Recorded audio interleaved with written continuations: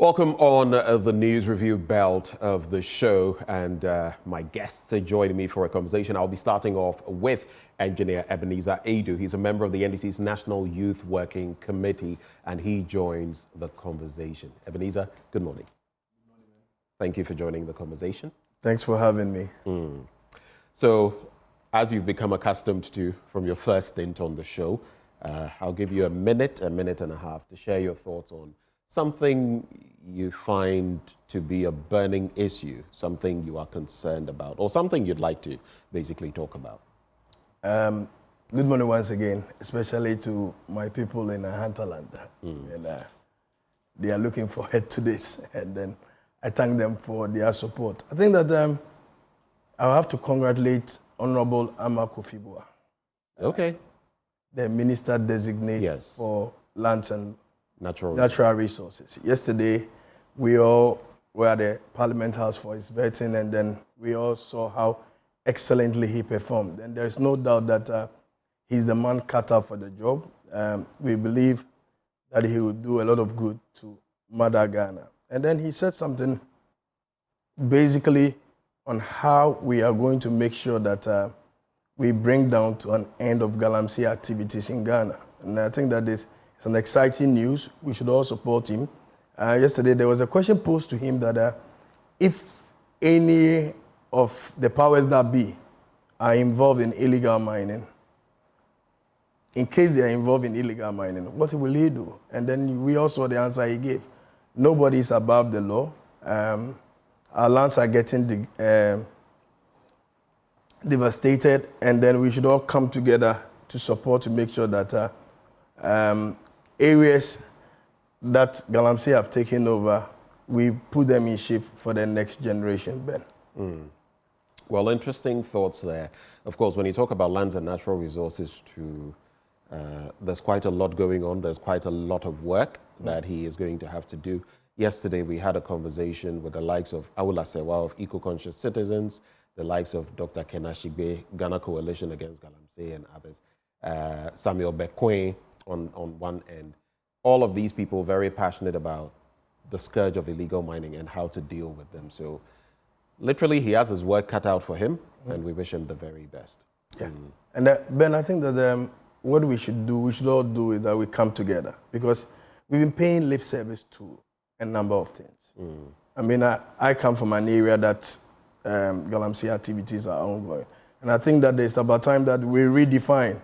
Because as a professional mining engineer, if I can mine safely with the multinationals in the various forest zones, and there is no complication or degradation to the land, and there is no harm to the environment, why can't we do the same when it comes to small-scale mining? So I think that those are the things that we should differentiate. And I think that most of the times, people get confused when it comes to illegal mining and galamsey, or illegal mining and then small-scale mining, or galamsey. Illegal mining is galamsey. Galamsey, right. You understand? And those are the areas that we need to differentiate. And I am also glad that he spoke about the reference that, let's say you, Ben, I'm not saying, have almost about 20 licenses, and then you'll be mining in various spots in the forest zone.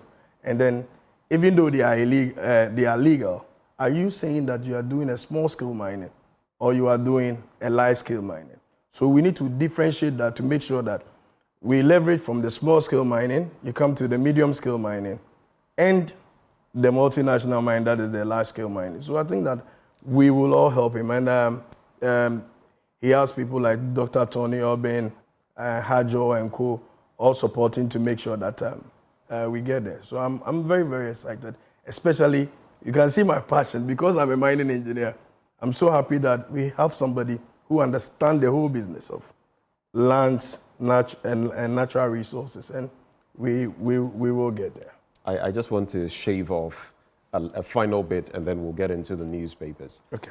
Being a mining engineer and also being a member of the National Democratic Congress, you've seen some of what has happened in recent times where some, and again, you cannot say they are all NDC boys, because others, sure, to make it appear. But let's say that some members of your party have also felt, our party is in power now, and so it's time for us to also take over some of those mining spots and do, after all, it's illegal, right? So government go, government come, let's take over. How do we deal with that? If not, we'll have a problem where once there's a change in power, these kinds of things will occur. How do we deal with that situation? I think that he answered that question. And he needs to have a thick skin. Because me and you know that Galamsey is a serious business in Ghana. For me as a professional, I don't have a problem when the person is mining legally and responsibly. Because if it is legal, it is responsible. For example, in the mine where I work in Daman, you have EPA people coming there, most often than not. You have Minerals Commission people coming there. You have other agencies making sure that they come quarterly to supervise what you are doing per the LI to see that everything is going on. But that's quarterly. Yeah. And you are major mines. Yeah. Some of these other small-scale miners. So can't we... You come today, they'll get things in order. By the time you are gone, they're doing something else. So the thing is, can't we transcend the same process to the small-scale area? And I think that's the conversation that he was having with the vetting committee yesterday. And I think that if you go to America, or if you go to South Africa, Botswana, wherever there is mine, there are small-scale mines there. But they do it responsibly. We can mine and mine responsibly. Sustainably. It's sustainably. And I think that is the conversation. That's why I said we need not to pay lip service to it. We need not to go and do business as usual. You take military men to water bodies, you take military men to forest zones, and you think that once they clear up those people, they will not come back. That is what is happening. And another thing the NDC government is going to do is that we are going to decentralize when it comes to licensing. So at the various district offices or district assemblies, we are going to make sure that we have the small-scale mining board there so that we will have somebody who will have an eye on those who are mining. And I think that if we do that, because over the years, the powers has been in the hands of the Minerals Commission. And Minerals Commission is in Accra. How many offices does the Minerals Commission have, even though they have regional offices and some district offices? So I think that the supervision is more important. And as I said, I believe in Amabuah. We need not to pay lip service to this. We have to make sure that finally, we help the next generation. Because if we don't take the action now, Ben, I don't think that in the next decade, we are even going to get water to drink. Thank you very much for your thoughts. Let's get into the newspapers now. I'll start with you. Which paper would you start with? I think that we've spoken much more on the mining issue. Okay, and then you want to start from there. So yeah, because Amabuah. First, let us know which paper, and then give us the headlines generally before we get into. So this is the Chronicle newspaper. Right. He said technical committee to oversee drafting of law to set up gold board inaugurated. Okay. That was yesterday, and then he said first phase of Buankra Inland Port ready in March. Contractor appeals to president to fast-track its completion. And then we will deal with illegal miners ruthlessly. That's Amabuah. Okay. So I'll take that one. Ruthlessly will be? Ruthlessly means the question that you asked me, that we are not paying lip service to anything. I mean, nobody is saying that party people do not get into mining.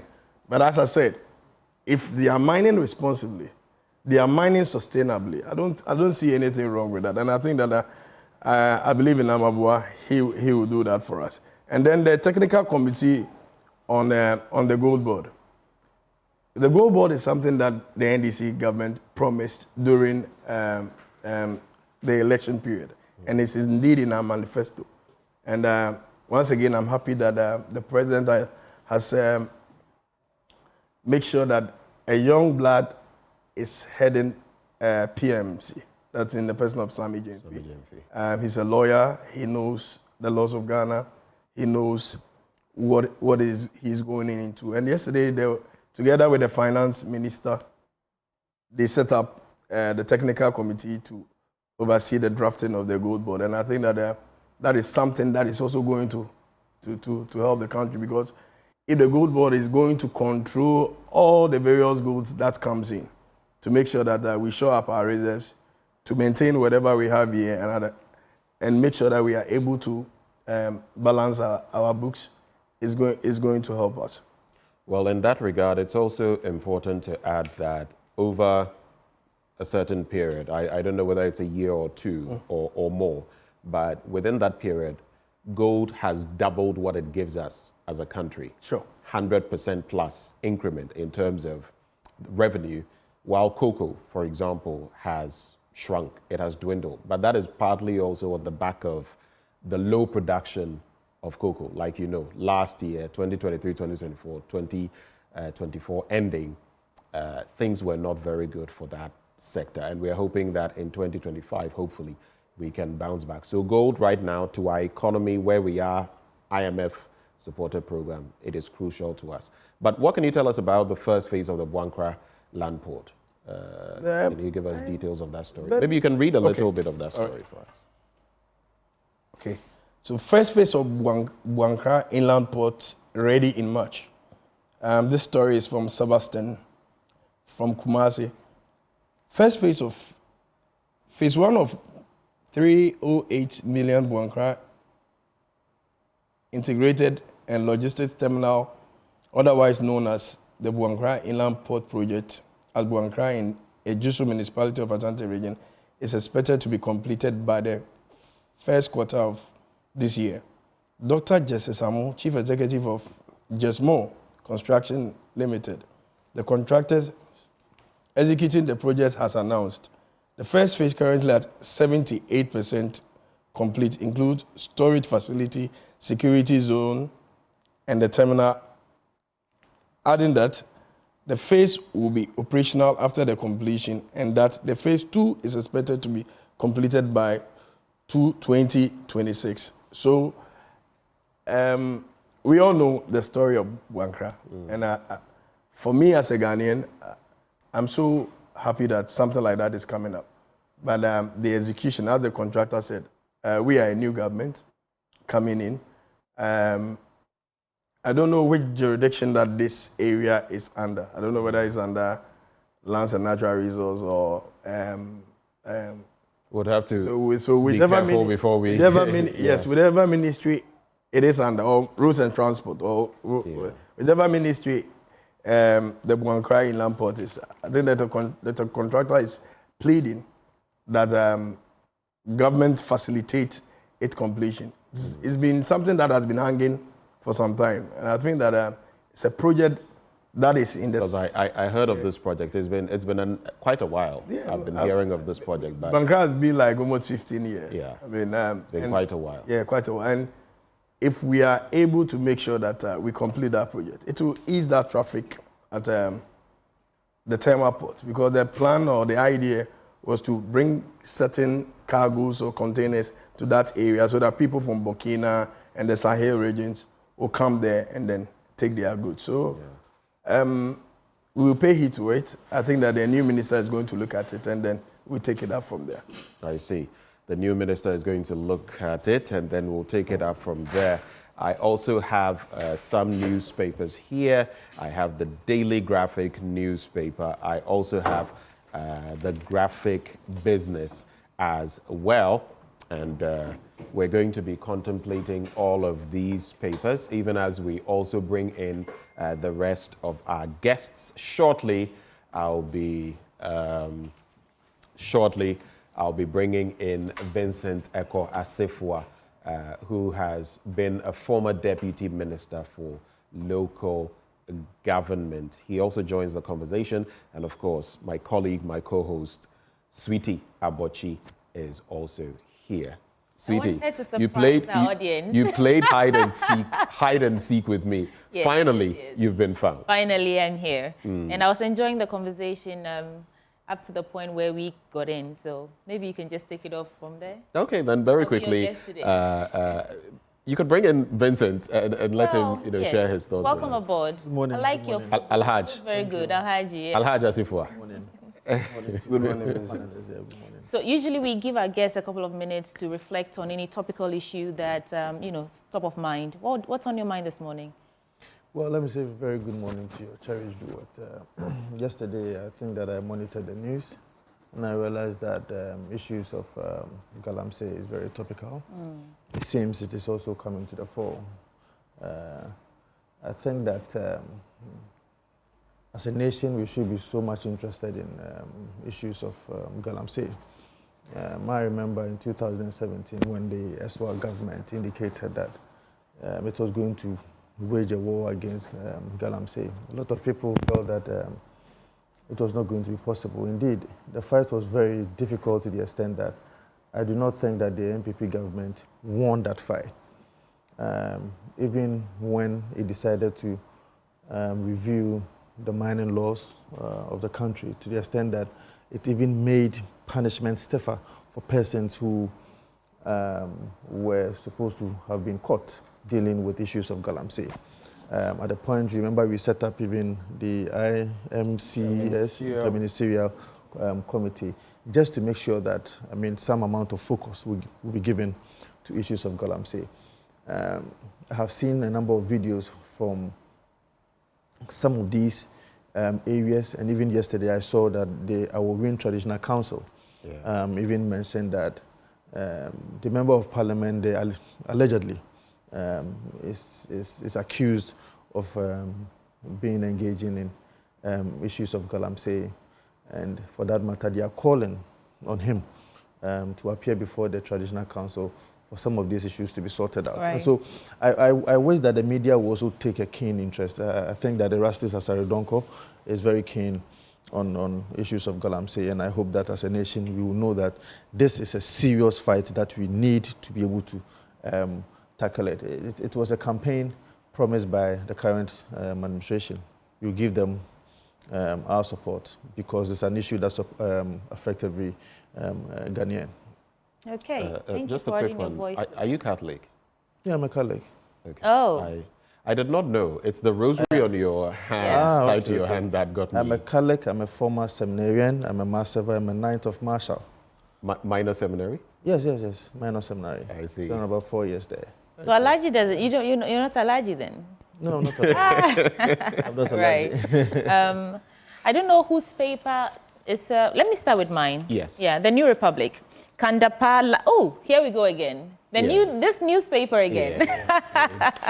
Kandapar lied. New footage reveals gavel by gavel account of how rogue national security agents kidnapped Emirates boss. Hopefully today the story is in the newspaper. It is.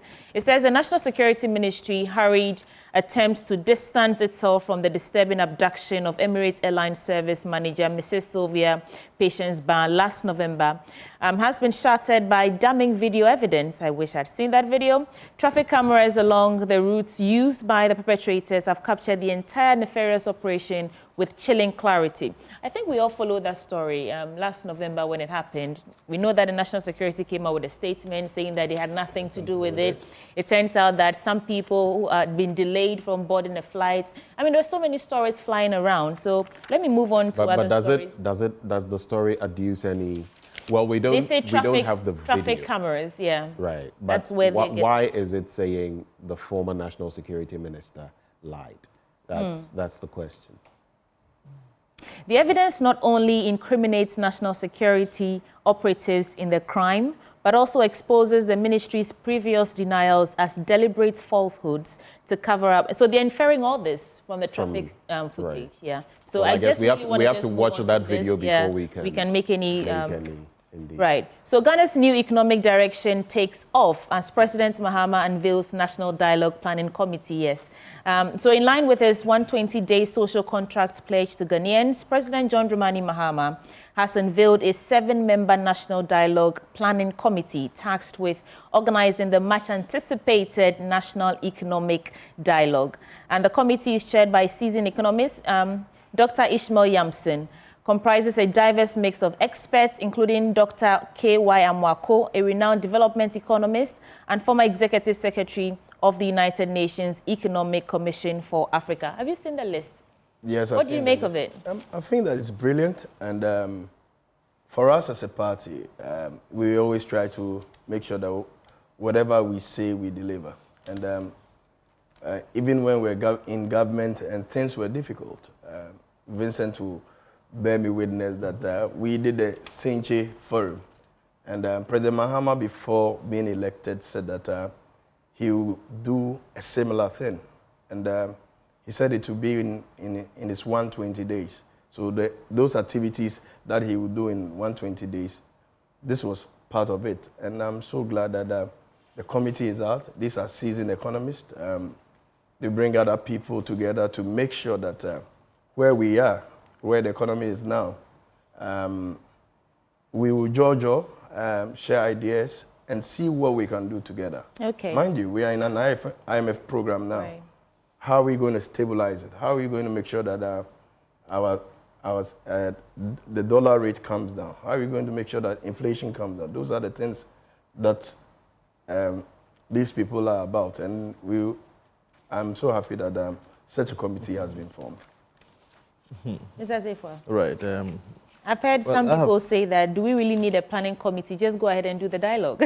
But this is for you. What do you think? This wouldn't be the first time I'm seeing something like this. Even before the Senche, there was one in 2012 that happened. I believe that on paper it looks good, but in terms of its practicability, as to how it can bring out the needed results that His Excellency the President really want to achieve is also another big question. I don't think that we will be able to have the needed results from it, especially because we've seen this before. The commitment was not shown that much, more especially because it also happened under the same president in 2014. What are you inferring from that, the commitment? I am inferring because I'm inferring from... A lot of good things came out from Senche. I don't think so. Yeah, let me understand from you why you say that the commitment was not shown. What makes because you remember at the time when I think the man who died, he was in charge of, I'm just trying to recall the name, one of the cadres. He was in charge. PV Obin. And we heard PV Obin made several comments at the time that he was not given the room really to make sure that what was discussed and agreed upon by the Senche Committee was really implemented the way they ought to have implemented it. I think it's just a job for the boys. They promised the people of Ghana that they were going to allow 60 ministers to work. Today, a good board has been formed, about 21 people.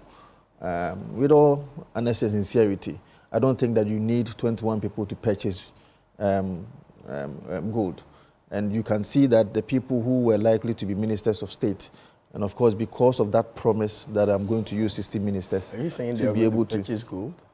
What are they going to do? They are going to draft the gold bond bill. So I'm just saying. So if you say that they are going to, it is part of their. It is part of their mandate. I think no, they are going to purchase gold from small-scale miners. It is part of their mandate. But I'm just saying that you don't need 21 people to do that. Okay. You don't need about 5 or 7 people to, as it were, plan a national economic forum. But I think that this is the work of presidential staffers or people who work under the Ministry of Finance, because it is the Ministry of Finance per our history and our convention to be able to make sure that we have fiscal consolidation as far as our economy is concerned. And so if they are going to superintend... Just to interject, seeing how important this economic dialogue is, do you see the wisdom in the strategy behind it? These people are experts in that industry, in that sector, right? Do you see the wisdom behind putting their heads together so that the dialogue is very strategic? So we don't just put people together and say, come and say what you want to say, and then we get up and go. So that's what I'm saying, that on paper it looks good. But I don't believe that it is going to bring about the needed results that it's supposed to churn out, because that's happened before. It happened under the same president in 2014. And so I don't see how it is going to really help the cause of our country. I also don't believe in the competence of even the Ministry of Finance, if they have to. Wow, now, you don't believe in the competence? Because they are supposed to be leading this, in my estimation. Because the Ministry of Finance, that is led by Dr. Keselato, is supposed to be leading some of these things. But of course, if we now have to leave it in the hands of people, the supposed technical people or people with some amount of expertise, then of course the Ministry of Finance, we are going to have a budget. He's smiling. I'm just waiting. Please land on this point for me. Let me get back to you. Parliament very soon. You know what? In the next 120 days, in our estimation, we start from 7th of January. Yeah. There's going to be a budget. I was thinking that this year, the Ministry of Finance will take that lead, will take that role in making sure that there is a quick national economic dialogue, which is being superintended by the Ministry of Finance, so that they can have space in the budget that we are going to have in March. I mean, in the absence of that, I think that is going to be nothing, much ado about nothing. You know why I was smiling? Yes, you were smiling. Because now's your take. Some people told us they have the men, and we also how the economy was. So, for me personally, I think that it's a good thing. It's a collective thing, and these are not party people. These are experts, and that is the difference.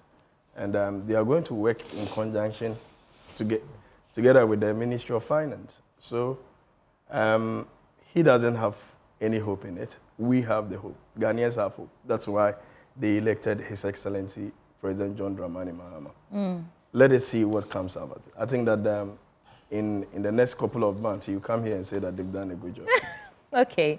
Well, we have you both on record, so we wait to see how that pans out. Ben, any quick comments on this? But no, I think it's fine. Just a bit. You go ahead. Yeah, Benny, I think that I just had this thing that we need to correct what Vincent said. The technical committee to oversee the drafting of the law to set up the gold board are not people who are going to purchase gold. I mean, they are people who are going to make sure that they set up the machinations for that. Exactly. Yeah. In Ghana, everybody knows that if you want to buy gold or you want to do any transaction with gold, it's through PMC. And now we're going to have the gold board. So that is the correction I want. As a professional mining engineer, I will not sit here so that we are educating the public. I think we are playing the politics. But sometimes there are things that we need to see how we go about it. Okay, then. I was just going to say, Vincent, that when we talk about ministers, it's specific. So we've had certain specific numbers. Even if, of course, every administration, and I'm not saying it's the right thing, but all of you have had instances where some people who may not necessarily, you can't have everybody becoming a minister. Some would have to head to the state-owned enterprises, some will be on certain boards, some will head certain institutions. I think in the end, what we need to deal with is check the numbers so that it's not about just jobs for the boys and girls, but it's people with expertise, people who can add something, add value, and that should be the issue. It shouldn't be that, oh, they are only sending them there because of this or that. Because if we go down that road, then we can go back, look at certain things and say, hey, that's my little thing. Right, let's do some other stories. Mahama celebrates Volta region, promises massive development. I listened to him, he said that narrative of the neglect of the Volta region for years is about to change because the Volta region has been pivotal in the development and democracy of this country.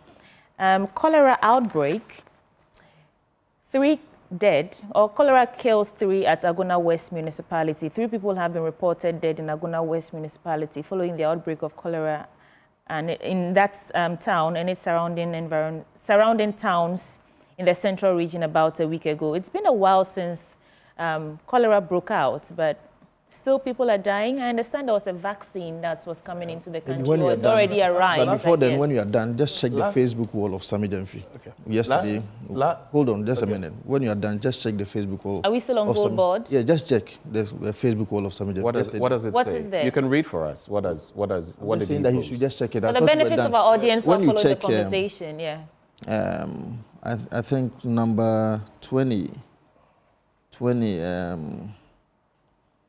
is it 22? Hold on. Is it about what's the gold board? Yes, because yesterday it was inaugurated. The technical team was inaugurated, and he had the opportunity to give. So number 21.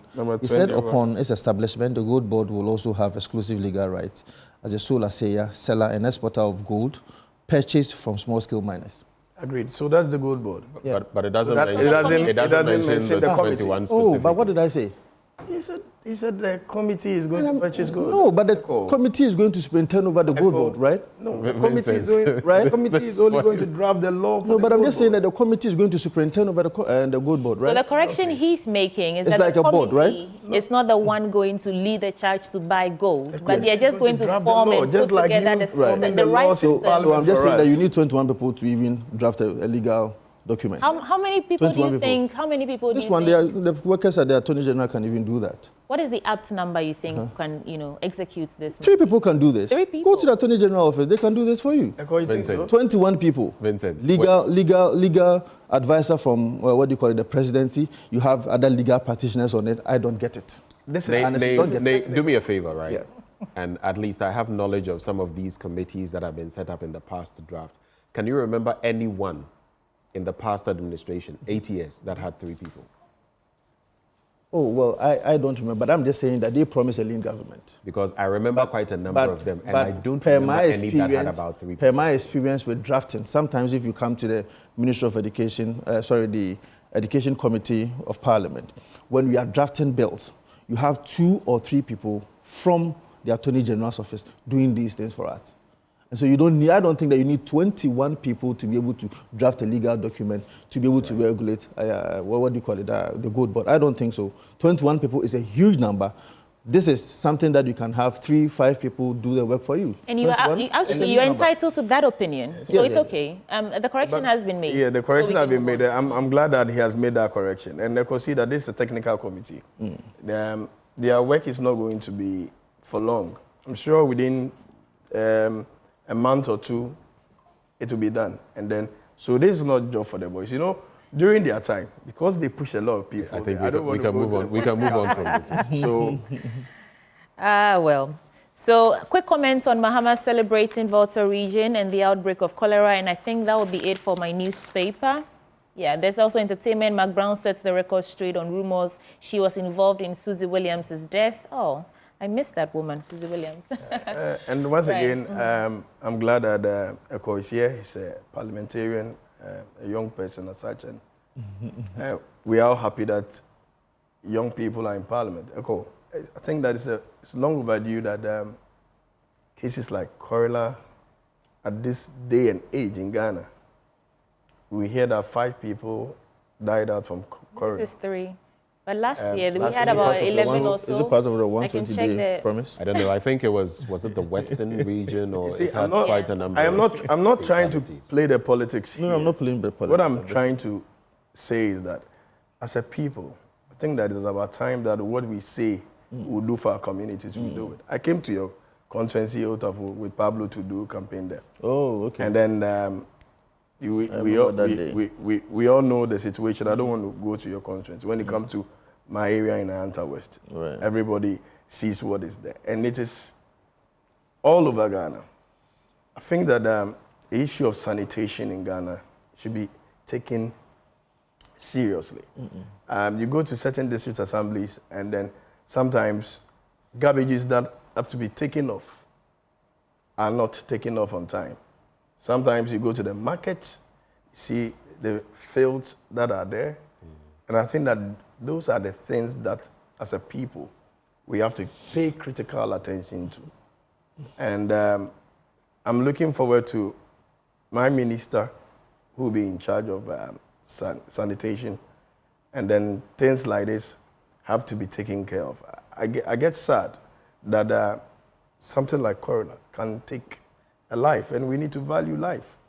As I said this morning, we've been paying a lot of lip service in this country. But mind you, we are all staying in the same community. And what affects Vincent affects me, whether you are MPP or you are NDC. And these are things that we should look at it critically. And I'm also happy that the vaccines have come up. It's not everybody who will take a vaccine. Even me, when the COVID came, it was difficult for me to take the vaccine because I was a bit skeptical. And now that they've rolled out the vaccines, I'm hoping that people will go out for it. But the vaccine alone cannot solve our problem. We should make sure that the fields that is around us are cleared. Did you eventually take the vaccine? Because of company policy, so I have to take that. Well, we don't want any vaccine skepticism. Yes. But I think this issue is an attitudinal problem. I remember when we were growing up, we had people like tankers. I don't know whether you heard tankers. Yeah. But when I had the opportunity to work at the Ministry of Local Government, I realized that the buck will have to stop with the MMDCs or MMDAs. Unfortunately, they have not been equipped so well. I mean, on paper, it is supposed to be so that they have been equipped, contract signed and all those kind of things, where MMDAs are having separate contractual agreements with people who are supposed to be dealing with our sanitation at the local level. But when I was appointed as a deputy minister, I went around the whole of Ashanti region to visit the various MMDCs.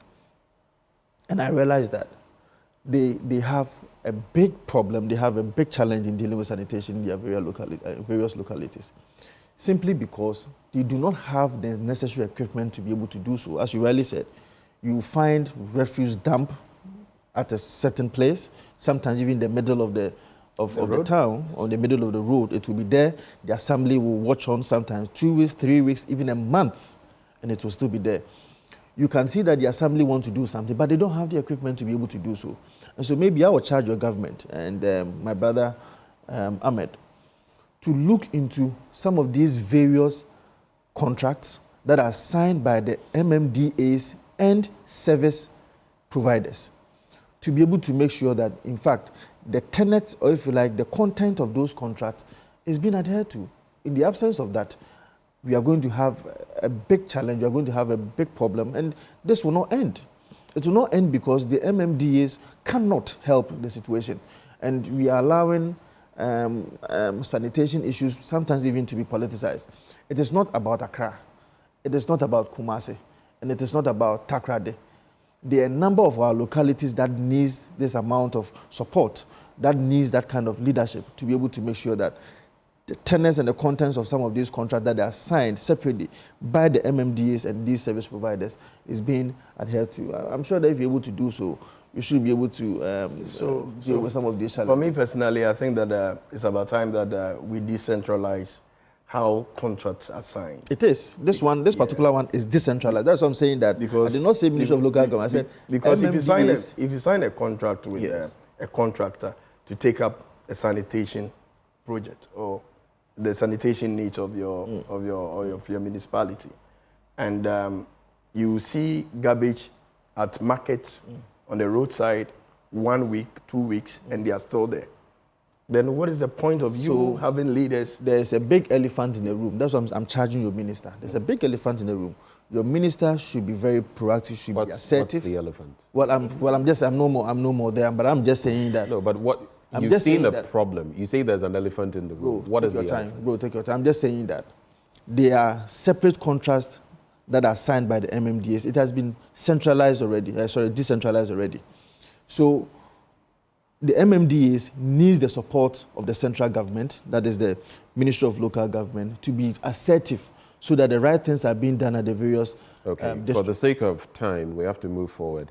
All I would say is whether it's KMA, LADMA, TMA, whatever, I agree that it must be decentralized. I always mention the example of Switzerland. They have the cantons. Yes. In other words, development, sanitation, all those things come right from the canton. It's like, call it your assembly. Yeah. So it's dealt with at assembly level. There was a time where, many years ago, I saw a heap of rubbish. Do you know where?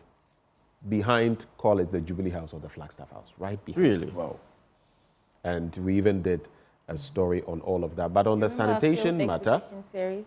Pardon me? Remember the filth exhibition series? Yes, yes, indeed. I feel that another angle we should target with this cholera and all of that, why are people allowed, for example, to sell food right by gutters? And even with why do we allow them to? Because if you allow them, people will buy. So if they are going to sell by a gutter, for example, can we ensure that the gutters are properly desilted?